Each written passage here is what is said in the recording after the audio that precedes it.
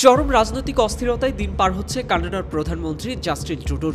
নিজ দলের আইন প্রণেতারাই এখন তার পদত্যাগ চাচ্ছেন। বার্তা সংস্থা রয়টারের প্রতিবেদনে বলা হয়েছে, আগামী বছরের নির্বাচনে ট্রুডোর দলের হারার সম্ভাবনা অনেক বেশি। তার মধ্যে নিজের রাজনৈতিক ভবিষ্যৎ নিয়ে চরম অনিশ্চয়তায় পড়েছেন।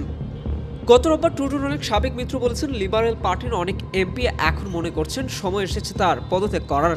কানাডার সম্প্রচার মাধ্যম সিবিসি, টরন্টো স্টার সহ বেশ কয়েকটি কানাডিয়ান মিডিয়ার খবরে বলা হয়েছে, গত শনিবার লিবারেল পার্টির ৭৫ জন এমপির মধ্যে ৫১ জন ভার্চুয়ালি বৈঠক করেছেন।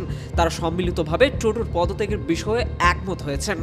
ট্রুডোর সঙ্গে মতবিরোধের কারণে গত ১৬ ডিসেম্বর পদত্যাগ করেন কানাডার তৎকালীন উপপ্রধানমন্ত্রী এবং অর্থমন্ত্রী ক্রিস্টিয়া ফ্রিল্যান্ড। এরপর লিবারেল পার্টির ২১ জন এমপি প্রকাশ্যে ট্রুডোর পদত্যাগ চেয়েছেন।